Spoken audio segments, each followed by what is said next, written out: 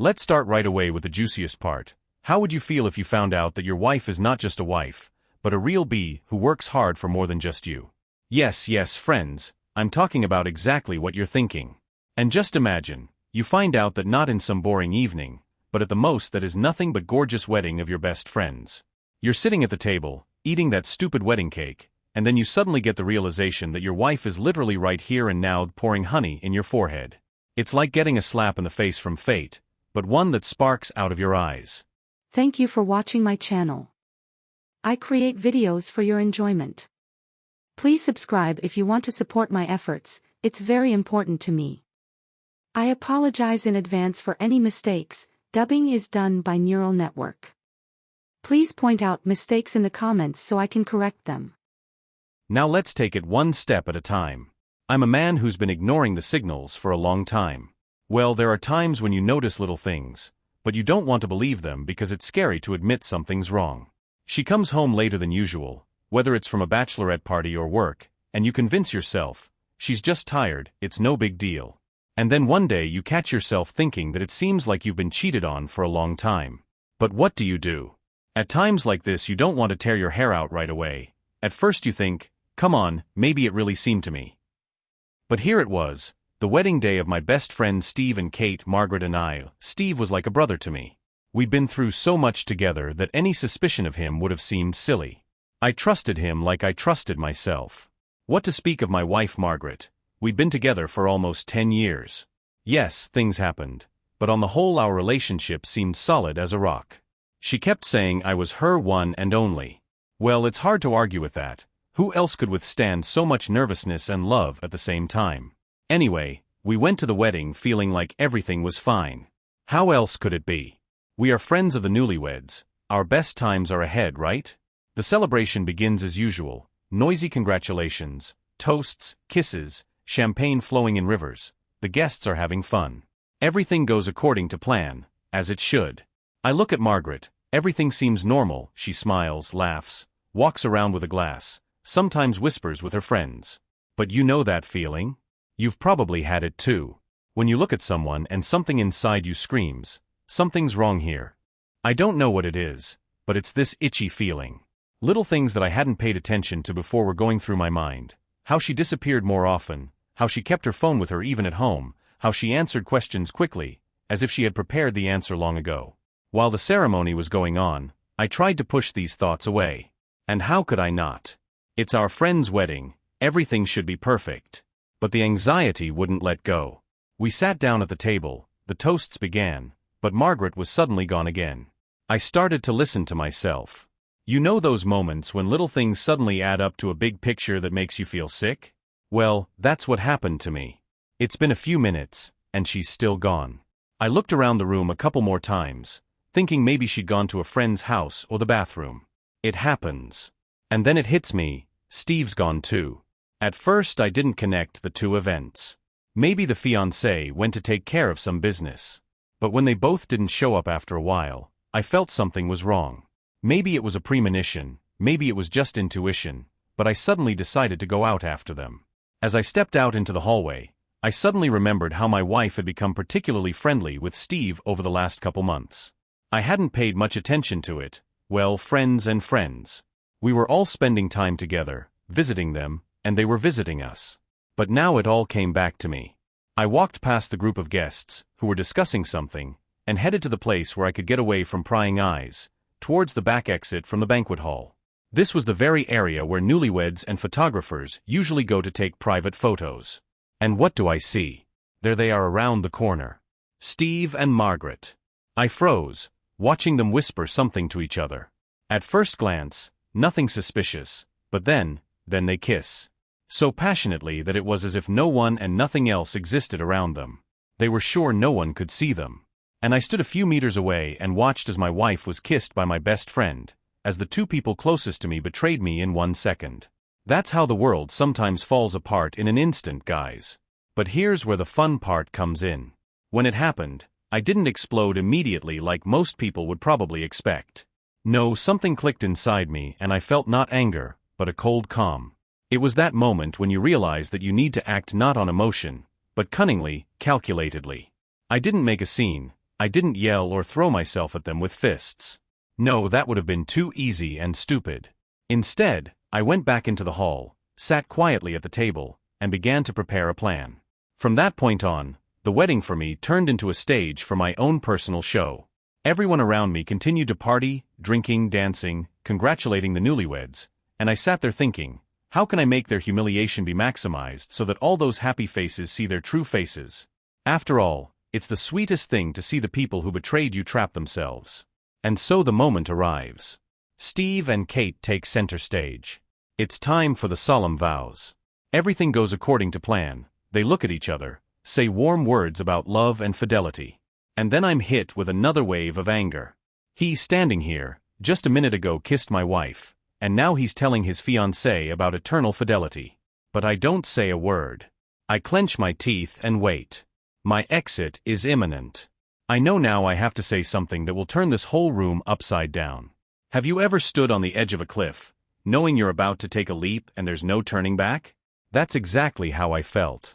This moment was my cliff that I was preparing to jump off of, with a loud pop, so that everyone around me would definitely hear me ripping the masks off of these two. But first, I decided to do everything smoothly, like in a good movie. After all, scenes like this are supposed to be memorable, aren't they? While Steve continued his pathetic speech about love, fidelity, and other things that, judging by his actions, were completely alien to him, I sat and thought over every step I took. You think that just taking the microphone and spewing the truth is all it takes? No folks, that's too corny. I wanted it to be real theater, with drama, emotion, an exposé that everyone would remember. Steve finished his speech and everyone started applauding, including me, slowly and with obvious irony. I could only think of one thing, how cleverly they had hidden themselves. But everything comes to an end, doesn't it? I stood up, walked to the microphone and began my speech. The first few sentences were meant to hook everyone, so I decided to start with a provocation. You know, friends, I began, at celebrations like weddings, they often talk about love, about fidelity, about honesty. And it's all very right. But sometimes those who say such beautiful words do not adhere to them themselves. Yes, let's talk honestly today. My voice caught attention. People stopped eating, drinking, and chatting, and all eyes were on me. I realized that the fate of these two was now in my hands. And most importantly, I was in no hurry. You're probably thinking this is all a fairy tale with a happy ending. Steve and Kate are the perfect couple, and their friends have gathered to share in their happiness. But sometimes there's a whole other story behind the pretty facades. There was silence in the room, and I saw some of the guests glance around, clearly sensing something amiss. And then I looked directly at Margaret and Steve. Their faces began to pale. Let's talk about loyalty, I continued, about how important it is to be honest not only to yourself, but also to your loved ones. Tell me, how many of you sitting here believe you know everything about the person next to you? Are you sure the person you share a bed with isn't sharing it with someone else? I paused. I see Kate start to look at Steve with slight concern. Margaret sits like on pins and needles, clearly realizing that I'm leading somewhere wrong. So, I continued, I witnessed a story like this today. A story that shows that sometimes even the people closest to you can betray you in the most despicable ways. At that moment I realized that all my words had hit the mark. The guests began to whisper and the tension in the room became almost palpable. This was the moment when everyone was waiting for the story to continue. They wanted the truth. And I was going to give it to them. Do you know what this story is? It's the story of my wife, who happens to share her life not only with me, but also with a fiancé who just a moment ago swore eternal fidelity to his bride. At that moment the hall literally exploded. The guests started whispering. Someone jumped up from their seats. Kate looked at Steve with such horror that it was even pathetic. And my Margaret. She sat there, unable to utter a word.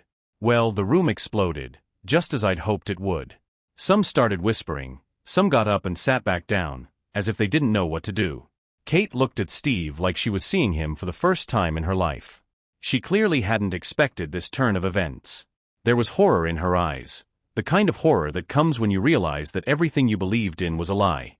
And Steve, his face darkened, as if all the blood had gone away at once. He stood in front of everyone like a hunted animal, and to tell you the truth, I was even a little pleased to see this confident guy losing control. But I didn't stop. My job was not just to strike, but to do it so spectacularly that none of them could recover. As I continued my speech, I stepped closer to Margaret. "Yes, my friends," I said, already with a slight smile on my lips. "Imagine this, my wife and my best friend. Who would have thought it, huh? But you know what the best part is? This isn't just some stupid mistake. It's not a moment of weakness. No, this has been going on for months." Margaret began nervously rubbing the napkin in her lap. She realized that her life was falling apart right now, in front of everyone. And I looked at her and felt that, finally, justice had been served. "So," I continued, "what we have before us right now is not just a wedding ceremony. This is a celebration of lies, betrayal, and falsity. And I want each and every one of you to know the truth, because I'm sure, if this happened to you, you'd want to know." This is when Kate finally pulled herself together. She stood up, her face turning white, and she turned to Steve. Her voice was weak, trembling. "Steve, is it true?" She tried to find some refutation in his eyes, some hope that this was all a joke, a mistake, a misunderstanding. But Steve was silent. He just stood there, not knowing what to say. And that silence was his confession. And that's when I decided to add fuel to the fire. "Do you want proof?" I asked. "I'm not unsubstantiated. Here you go." I pulled out my phone and showed some pictures. Of course, I was prepared. Prepared the evidence in advance, so there would be no doubt. The photos made it clear as day, Margaret and Steve in the very places where it seemed neither husband nor bride would catch them. At that moment, the hall literally froze. Some guests began to leave, clearly not wanting to witness such an embarrassment. Others, on the contrary, remained as glued to the chairs, waiting to see what would happen next. Kate, seeing the photos, burst into tears. Her sobs echoed through the hall. She fell to her knees right in front of Steve, who didn't even try to comfort her. He just stood there as if he'd lost everything. Margaret? She didn't know where to put herself. She wanted to say something, to justify herself, but the words stuck in her throat. I guess she didn't expect it to be so public and so brutal. And I, feeling like the director of this play, enjoyed every second of it. But this was just the beginning. I knew that exposure wasn't the end. It was necessary for their shame to stay with them forever, for their relationships to fall apart in such a way that no attempt to rebuild trust would succeed. I looked once more at everyone present and said, "Now you know everything. Now you know who stands before you. And don't think I'm going to stop there. This day is only the beginning of their end." With that, I placed the microphone on the table and left the room as if nothing had happened, leaving everyone in bewilderment and chaos. My plan had worked. They got what they deserved. I left them to deal with the consequences I had so carefully prepared. And at that moment, I was relieved. Not because I'd solved their secret, but because I had finally stepped out of the shadow of their lies. I was no longer the cheating husband. I was the man who had put an end to this dirty game. I thought I would feel rage or maybe devastation after all of this. Like in the movies, you uncover the truth, you have a big reveal, and then you sit alone with a glass of whiskey in your hand, wondering what's next? But here's what really happened. I felt like I was breathing fully for the first time in a long time. It wasn't a finale like in the movie, but something like a new chapter. And so, walking through the streets of our small town, where everyone knows each other, I realized, now they too will know everything. Rumors will spread, and this story will become the topic that will be discussed for a long time. As I was leaving the banquet hall, someone tried to stop me. One of the guests, I think a guy I knew from afar, started to mumble something about not doing it that way, saying, "You've ruined the wedding where people came for love." I just grinned. "What do you think they came for?" I replied, slightly mockingly. "You think it was for love? It was a circus. Hypocrisy in its purest form. And I just pulled the curtain off that show." After saying that, the guy seemed to realize it was best not to argue and backed off. But don't think that's the end of it. After all, there are always repercussions after such a reveal. And the next day, the phone was ringing off the hook. Margaret was trying to call. Steve was texting. I didn't even read them. Why would I? They knew I'd seen everything and that there were no excuses. Kate, as it turned out, packed up and left Steve that same night.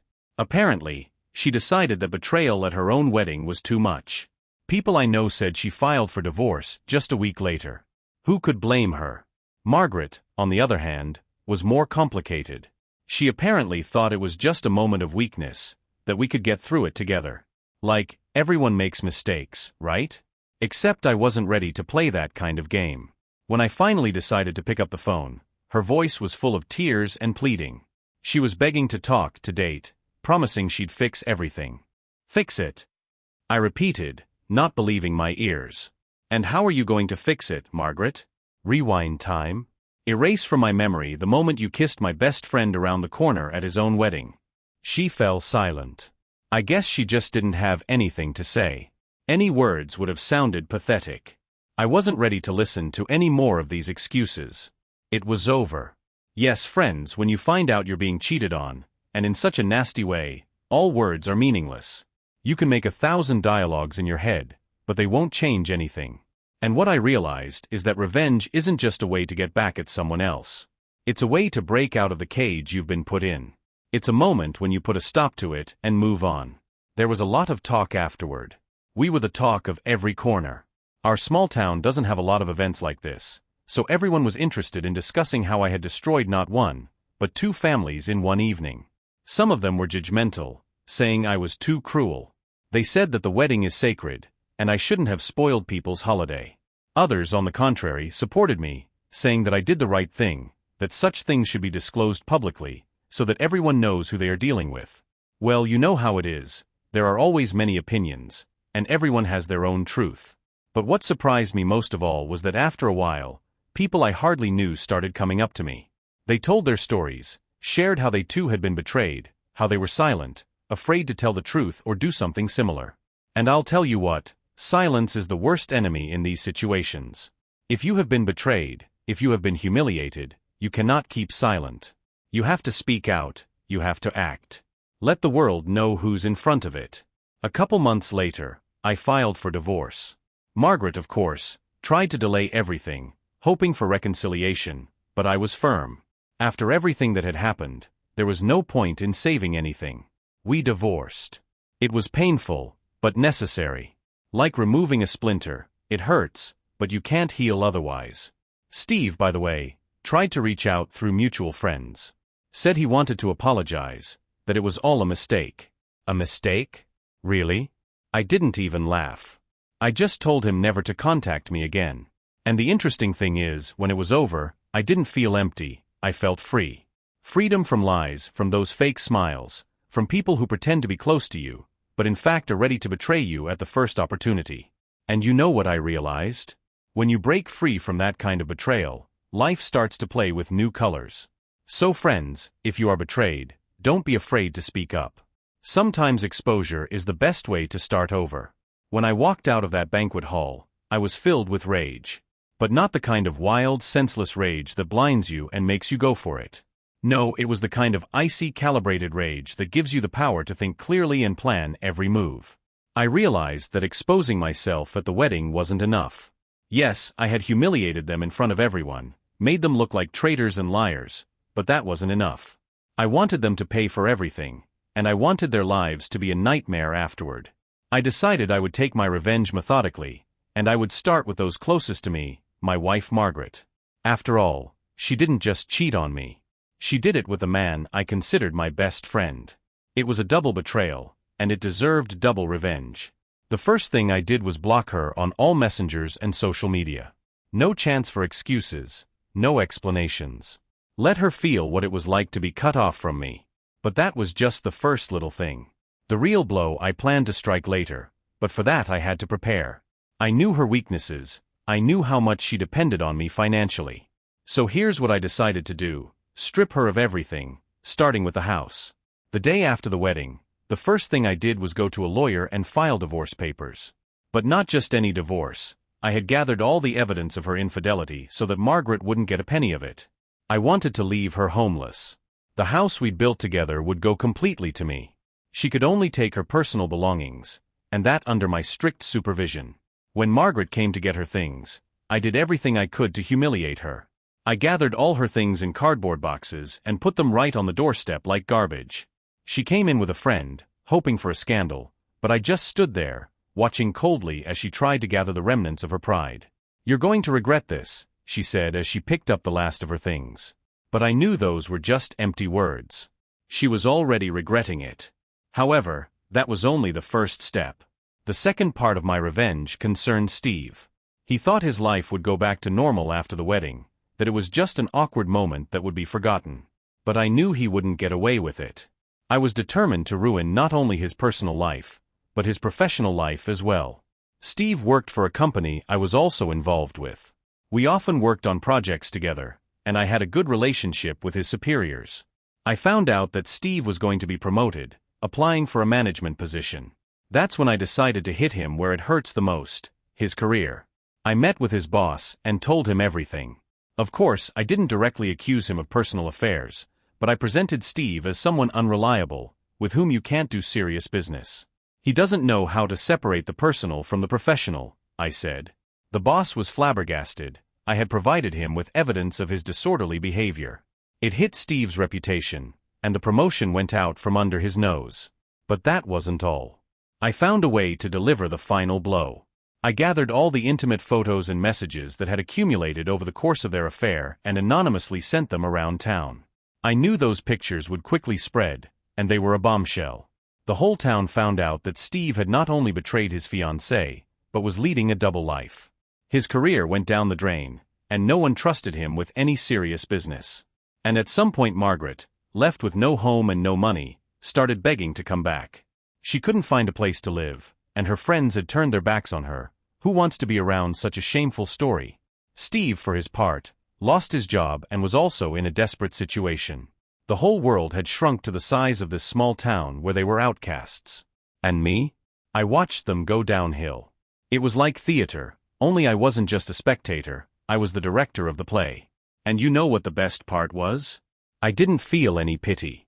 Because people who betray deserve to have life betray them in return. After the whole story went viral, one thing became clear to me. I no longer wanted to be a part of this little world of lies and falsity. I realized that the life that seemed so stable was actually as fragile as a house of cards. It was easy to tear it down, just one push and it all came tumbling down. The first time after the divorce was certainly not easy. I thought I could cope without any problems, but you know how it is. When you are alone with silence, it starts to crush you. You lie awake at night thinking about what's past. After all, Margaret and I lived for 10 years, not just 1 month. There were some good times, but they all faded after what happened. And that's when the weird thoughts start to pop into my head. What if she's cheated before? What if it wasn't the first time? I was going through my mind all those moments that seemed normal. What if there was cheating there too?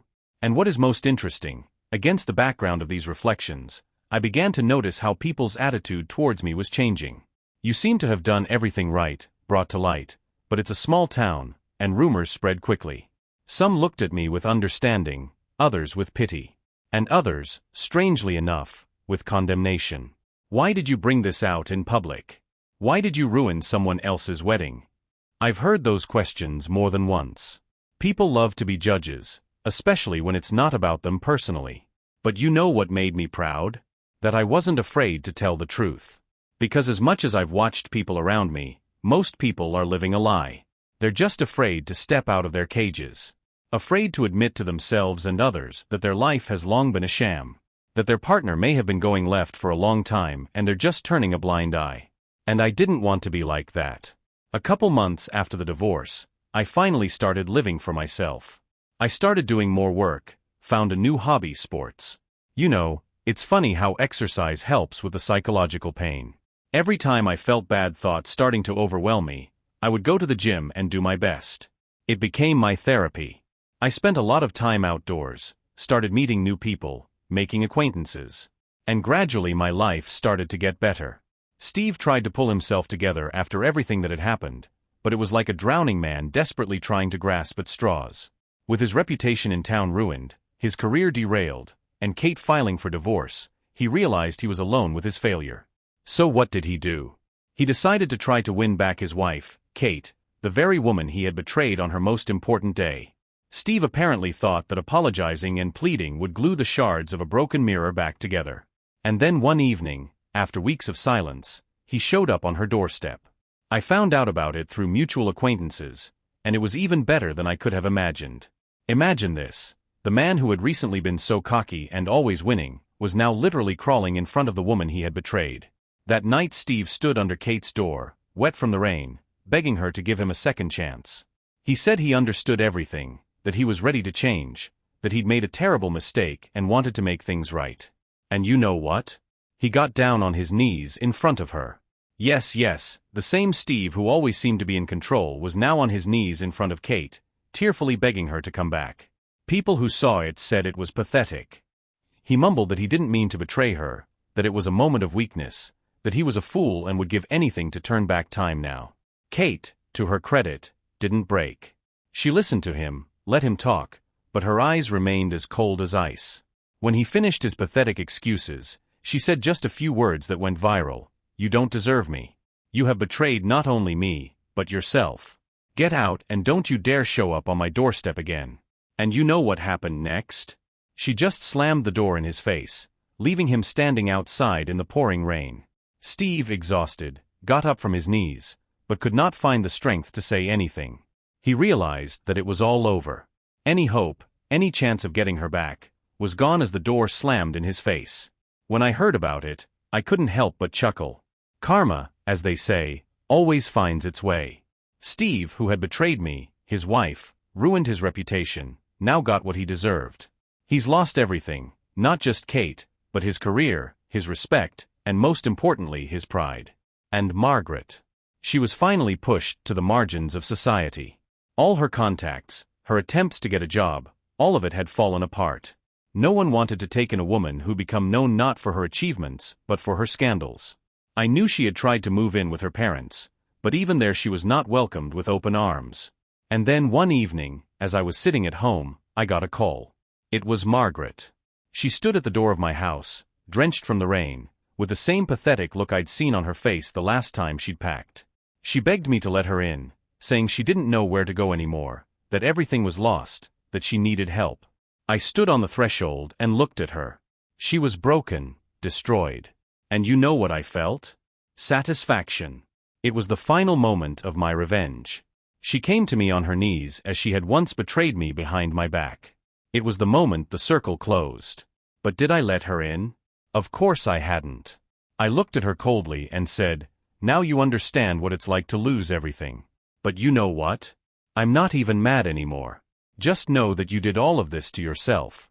After saying those words, I slammed the door in her face and never saw her again. She disappeared from my life, just as her loyalty to me had once disappeared. And I realized one thing: sometimes revenge isn't just a way to get justice. It's a way to teach traitors that life isn't a game, and every mistake comes with a price. And you know what? I was satisfied. My revenge had been served. Not only had I exposed them to everyone, but I had destroyed their lives as they had once tried to destroy mine. I didn't feel an ounce of regret. I realized that they had gotten what they deserved. Life does not forgive betrayal, and my revenge was a lesson to them. Now, looking back, I can say one thing: I'm happy with the way things turned out. The lovers who thought they could live as before got the punishment they deserved. And me? I was free of that burden. I was no longer the cheating husband who turned a blind eye to the obvious. I was the one who put them in their place and let them experience firsthand what it was like to lose everything. And you know, in the end, the truth always wins out. Even if it seems bitter at first, it gives you the strength to move on. And for those who betray, all they have to do is watch their world fall apart, because betrayal always boomerangs back.